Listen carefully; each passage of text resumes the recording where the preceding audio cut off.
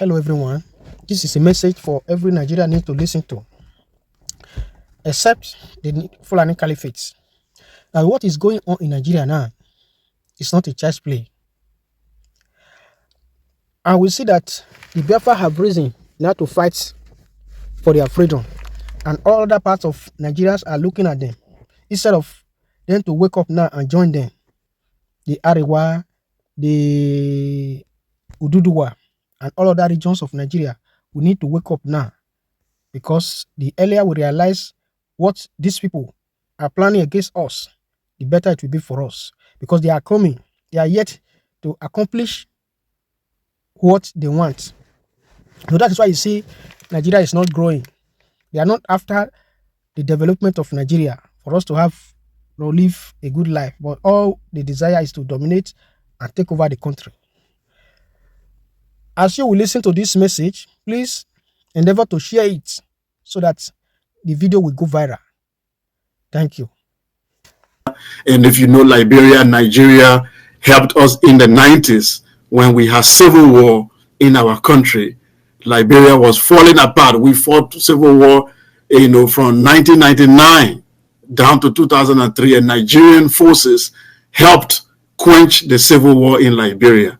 So Nigeria was the hope of the continent, the giant of Africa, the country we all look up to and say, one day in the future, this is going to be our China. This is going to be our United States. If Nigeria succeeds, Africa succeeds. Every African, especially if you live in West Africa area, I'm not talking about regular people, but people who really analyze issue, you will know that Nigeria was the hope of the continent. But unfortunately, in the last 10 years, we've seen Nigeria going down the drain.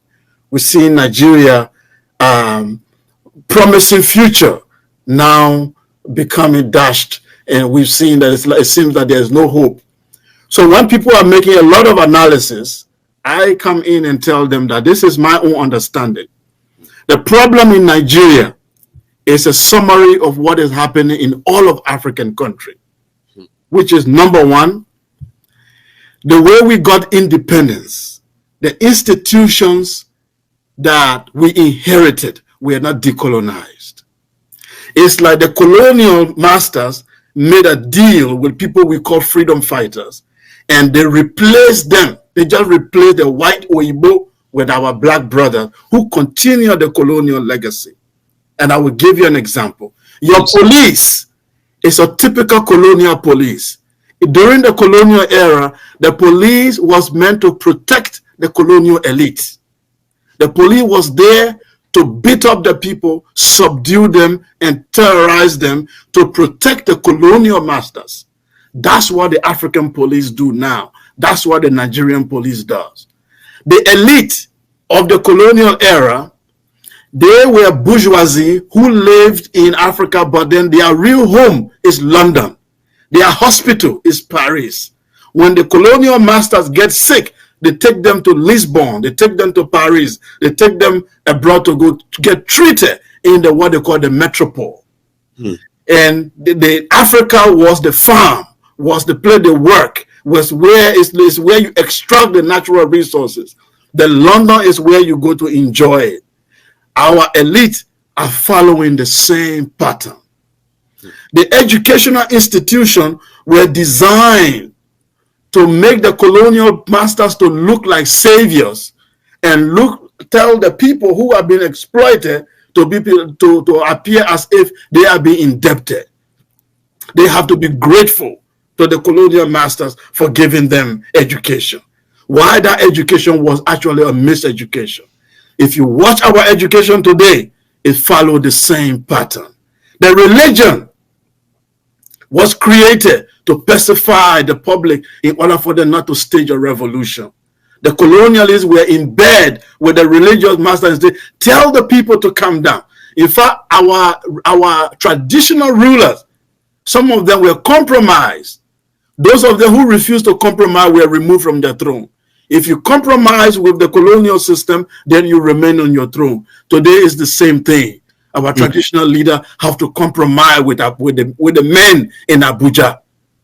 The unknown forces in Abuja, in the capital, they have to connive with them to destroy your destiny.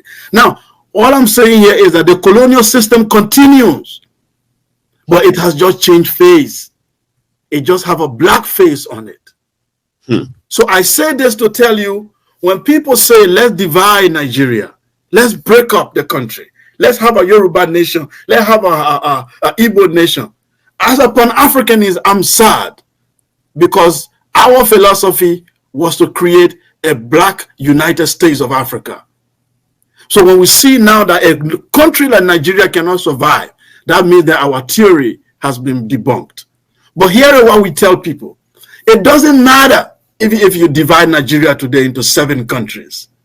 The same elite who are in bed with London, who are in bed with these forces in Europe, they will be the same elite who will take over this country. Example, South Sudan and Sudan.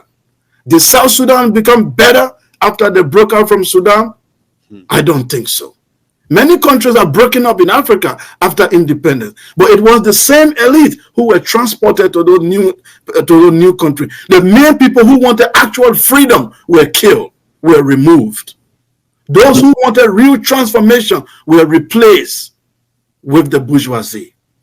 Then the second thing I want to say, the forces, the internal forces that are working in African countries are against the people.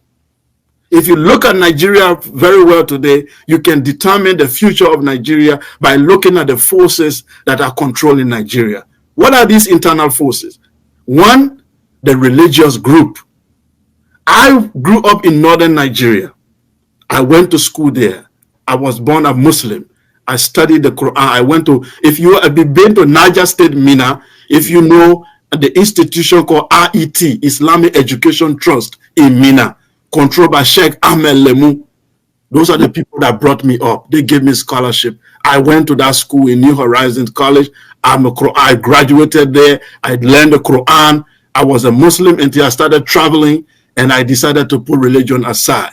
What I saw in northern Nigeria is that these people were colonized twice. They were first colonized by the Sokoto Caliphate through the Islamic Revolution. They were still under that colonialism, then the British colonialism came. So they are not in alignment with you in the South. You don't understand. They are operating under 2 influence of colonial culture that they have inherited. One, they inherited an extreme version of Islam called Wahhabism, which even Saudi Arabia is trying to abolish and embrace modernity. This northern Nigeria inherited an archaic, outdated Islamic view that came from Baghdad and Saudi Arabia those days. They inherited it. And it is very much entrenched in their culture. They do not believe in Nigeria as long as they are not on top. As long as Islam, though, for them, the vision for Nigeria is for Islam to triumph. That's the understanding for them. The destiny of Nigeria must lean toward Islamic revolution.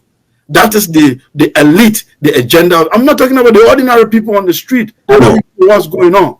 But the elite, that was the thinking of Usman Dan Fodio. That was the thinking of Sir Amadou Bello. That was the thinking of all this elite that came up. They designed, when they took over the army, you don't understand why they influenced the army in Nigeria. Their vision is to lead what Islamic revolution. Now, for you guys in the South, you had only one colonialism, which is the European. That's why there are people, Chris, John, Johnson. When you are tired of European colonialism, you fall back to your culture.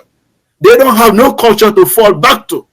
They only have Islamic extremism to fall back to when they are angry.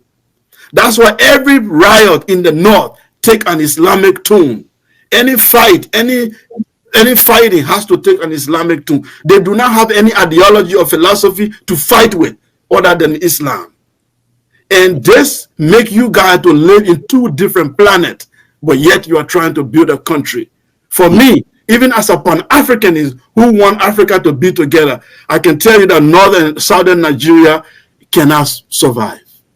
I'm sorry to tell everyone, it will not survive. I'm going to ask Sekou, just for you to take a breath. You are indeed surprised a lot of us tonight. And when I say surprised, not because of the detailed in-depth of your own understanding of Nigeria, but the fact that we weren't expecting this long sort of, reorientation kind of. A lot of people were glued that it is actually coming from someone who is not a Nigerian. You sort of mesmerized us. And because of this, I think I chose right to end the program with you tonight. Okay, so you seem to know even better, and using your own perspective now, understanding of the both world, and being an Pan-Africanist and all that. One of the things you said tonight that sort of got me a little bit emotional is to listen to a fellow African brother to express how disappointed. I actually saw your face dropped, right, when you said you are, as an African, as a Pan-Africanist, and somebody who has been to Nigeria, and situation of Nigeria today breaks your heart to see that Nigeria is tilting towards a total balkanization. That is something to an average Nigerian, which, as you know yourself, we don't give a damn anymore. It's like we have seen enough. It's like we are done.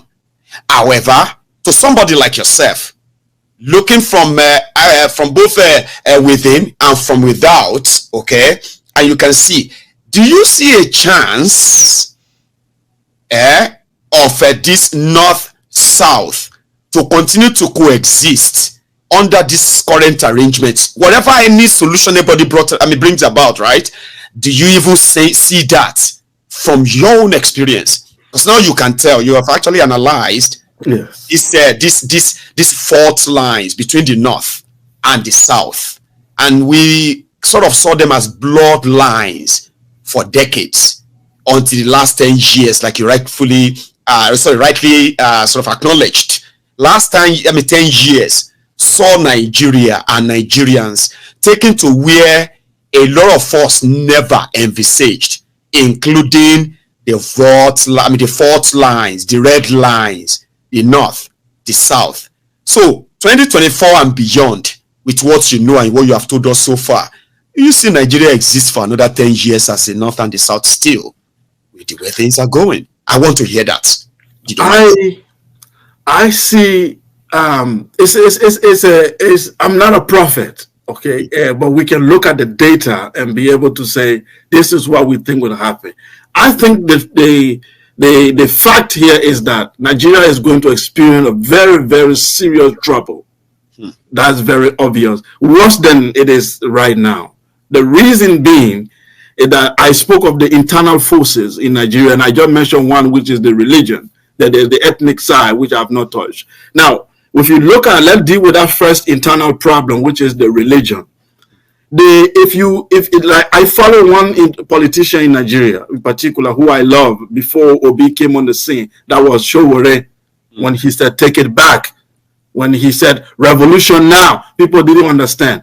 Nigeria needs a revolution. And when we say revolution, it's not just people moving on the street or what, a transformation of thinking and transformation of institution. Complete transformation. Now, that transformation, even if you do it the way Showore wanted, you will have to do it twice. You will do one revolution for Nigeria, then you will do another revolution for the North. Anything you do to Nigeria, you have to do it twice in the North before it will succeed. You take your NSAS, for example. When all of you in the South were running around to change the police, did you see the North move? No.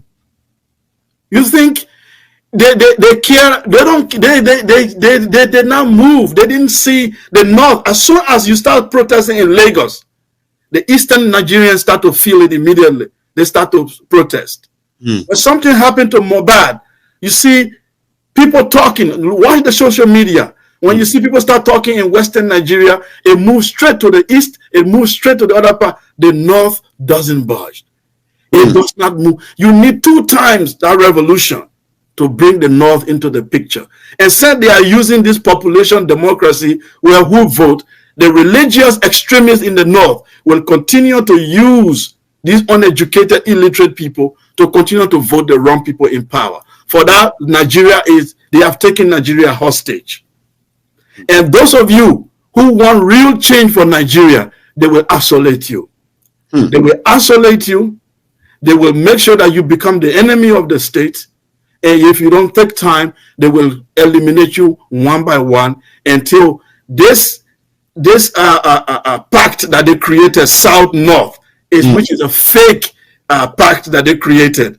You know, Buhari, then after that, Tinubu will rule, then another Yoruba. The truth is, the extremists in the North are looking for elements, religious, Islamic element in the Yoruba ethnic group to use them to destabilize that mighty people who have built empires like Oyo and other places long before anything. But they are looking for some weak elements. Like Tinubu is a weak element. People think he's powerful, but he's a weak element in the Yoruba war. These are the weak elements they want to use to be able to push the Islamic agenda. People have been telling you that Islamic agenda is a lie. No, it's true. I can tell you that I was born a Muslim. My people have been Muslim since the 7th century. I'm a Madinga. And we have been Muslim. There is nobody in my ethnic group who is Christian. All my people have been Muslim. And I studied Islam in northern Nigeria. And I'm telling you, the agenda is to push that country toward Islamic agenda or destroy it completely. So to your question, I will tell you that Nigeria does not have a bright future for now. It doesn't have a bright future for now. The elements that are in the north, and most of them are receiving grants. Some of them, even in university, they are getting grants from this Qatar, and all the extreme Islamic group are giving them money. And they are building, their power is increasing day by day in the political system. They are even creating billionaires that eventually tomorrow they want to control western part of Nigeria. The East a little bit stubborn for them. Eastern Nigeria is stubborn. That's why they are isolating them.